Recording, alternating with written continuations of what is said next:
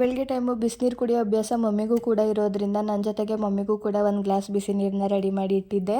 ನಾನು ಶುಂಠಿ ಮತ್ತು ಜೀರಿಗೆ ಹಾಕ್ಕೊಂಡು ಬಿಸಿನೀರು ಕುಡಿಯೋವಂಥ ಒಂದು ಚಾಲೆಂಜ್ನ 1 ವೀಕ್ ಚಾಲೆಂಜ್ ತೊಗೊಂಡಿದ್ದೆ. ಅದನ್ನು ಇವತ್ತು ಕಂಪ್ಲೀಟ್ ಮಾಡಿ ಮುಗಿಸಿದ್ದೀನಿ. ಇನ್ನು ಮೆಹಂದಿ ಇತ್ತು ಅಂತ ಹೇಳಿ ನೆನ್ನೆ ನೈಟು ಪಕ್ಕದ ಮನೆ ಹುಡುಗಿ ಮೆಹಂದಿ ಬಿಡಿಸ್ಕೊಳ್ಳೋದಕ್ಕೆ ಬಂದಿದ್ದರು. ಸೊ ಅವರು ಒಂದು ಸ್ವಲ್ಪ ಹಾಗೆ ಇಟ್ಟೋಗಿದ್ರು. ಅದನ್ನು ನಾನು ಕೈಗೆ ಹಾಕ್ಕೊಂಡು ನೋಡ್ತಾ ಇದ್ದೆ.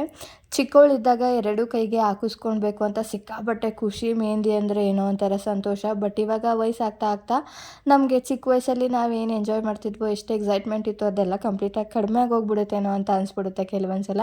ಇನ್ನು ಇವತ್ತು ಮಾರಿ ಹಬ್ಬ ಇರೋದ್ರಿಂದ ಇವತ್ತು ವೆಜ್ ಅಡುಗೆ ಮಾಡಬೇಕು. ಸೊ ಹಾಗಾಗಿ ಮಮ್ಮಿ ಕಾಳನ್ನೆಲ್ಲ ನೆನೆಸಿದ್ರು. ಸೊ ವೆಜ್ ಅಡುಗೆ ಆಗಿರೋದ್ರಿಂದ ನಾನೆಲ್ಲನೂ ಮಾಡಿದೆ. ಎಲ್ಲ ಅಡುಗೆನೂ ಸಖತ್ತಾಗಿ ಸೂಪರಾಗಿ ಬಂದಿತ್ತು. ನಾನು ವೆಜ್ಜಲ್ಲಿ ತುಂಬ ಚೆನ್ನಾಗಿ ಅಡುಗೆ ಮಾಡ್ತೀನಿ. ಬಟ್ ನಾನ್ ವೆಜ್ಜಲ್ಲಿ ತಿನ್ನೋದಕ್ಕೆ ಇಷ್ಟ, ಆದರೆ ಮಾಡೋದಕ್ಕೆ ಅಷ್ಟು ಇಷ್ಟ ಬರಲ್ಲ.